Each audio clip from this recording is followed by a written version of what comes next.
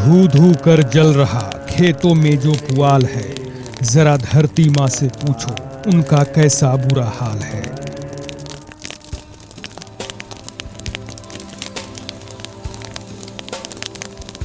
विगत कुछ वर्षों से उत्तर भारत के किसानों में फसल उत्पादन के उपरांत अवशेषों को खेतों में ही जला देने की प्रवृत्ति देखी जा रही है, जो कि न सिर्फ हमारे स्वास्थ्य के नजरिए से जानलेवा है, बल्कि खेतों के स्वास्थ्य के लिए भी भारी नुकसानदायक है। इस समस्या के पीछे दो कारण हैं। पहला, किसानों के बीच भ्रांति। किसानों के बीच ऐसी मान्यता है कि पुआल को खेतों में जलाने से खरपतवार और कीटों को खत्म किया जा सकता है।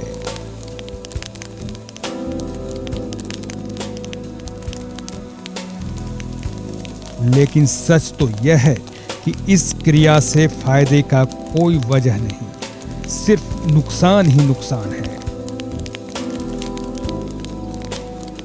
हम आपके सामने कुछ हकीकत रखते हैं, फिर आप खुद तय करें कि फसल अवशेषों को जलाने से फायदा है या नुकसान। पुआल जलाने से मिट्टी में पोषक तत्वों की क्षति होती है। मिट्टी में कार्बनिक पदार्थ को नुकसान पहुंचता है। जमीन में पाए जाने वाले लाभकारी सूक्ष्म जीवियों का सफाया हो जाता है। फसल अवशेष जलाने से हानिकारक गैसों का उत्सर्जन होता है।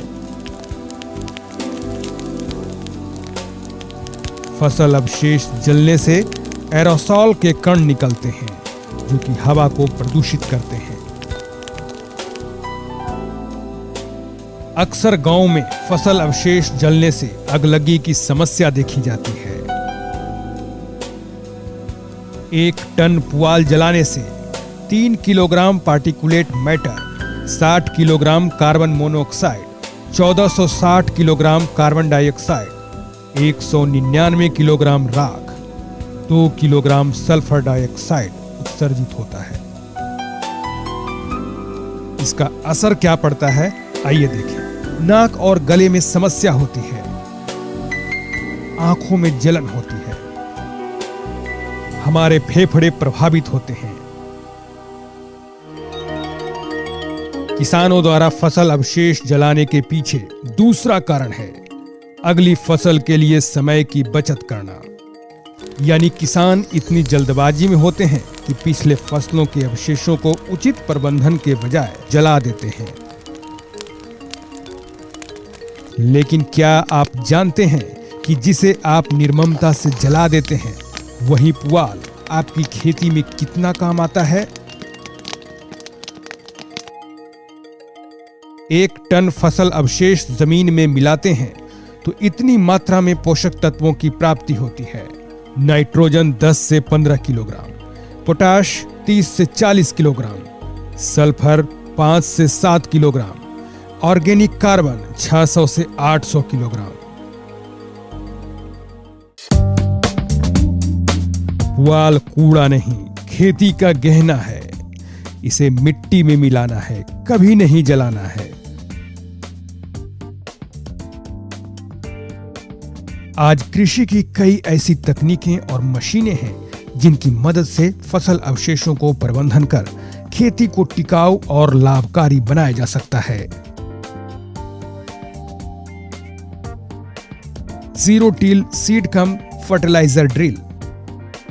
इस मशीन द्वारा गेहूं की बुआई के समय धान की खूंटी को जलाने की आवश्यकता नहीं पड़ती, जिससे भूमि की उर्वरा शक्ति और संरचना अच्छी बनी रहती है। हैप्पी सीडर कंबाइन मशीन द्वारा काटे गए धान के खेतों में बिना पुआल जलाए गेहूं की बुआई सरलता से कर सकता है। मल्चर धान के पुआल एवं खरपतवारों को काटकर मिट्टी में मिला देता है। इसकी सहायता से धान की कटाई के बाद गेहूं की तुरंत बुआई की जा सकती है। स्ट्रॉ बेलर, यह यंत्र खेतों में बिखरे पुआल को एकत्रित कर ठोस वर्गाकार बना देता है, जिससे कि एक जगह से दूसरी जगह ले जाने में आसानी होती है और इसे लंबे समय तक सुरक्षित रखा जा सकता है। स्ट्रॉ रीपर, यह यंत्र भूसा बनाने के प्रयोग में आता है। इसकी सहायता से 1 घंटे में लगभग 2 एकड़ क्षेत्रफल की कटाई की जा सकती है। रीपर कंबाइनर, यह धान एवं गेहूं की कटाई का आधुनिक यंत्र है। इस यंत्र की सहायता से कटाई के साथ साथ बांधने का काम भी साथ साथ हो जाता है। इससे किसी तरह के फसल अवशेष खेतों में नहीं बचता। हे रेक, इसका उपयोग फसल अवशेषों को एकत्र करने के लिए किया जाता है। इस मशीन की संरचना इस तरह तैयार की गई है कि अवशेषों को सुखाकर एकत्र भी किया जा सके। फसल अवशेषों से कंपोस्ट खाद बनाएं।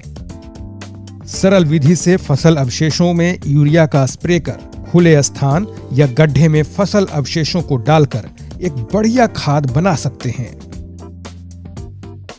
सजावटी सामान बनाएं। फसल अवशेष विशेषकर धान के पुआल से बेहतरीन सजावटी सामान बनाए जा सकते हैं।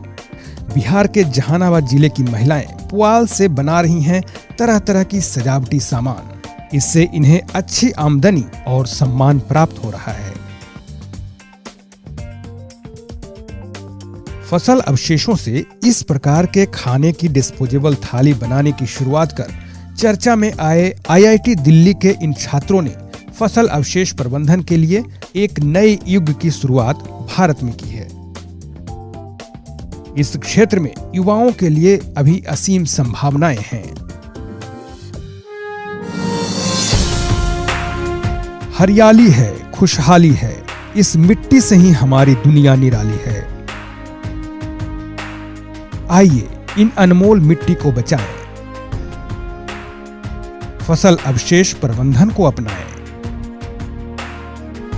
एक बेहतर कल की ओर कदम बढ़ाएं।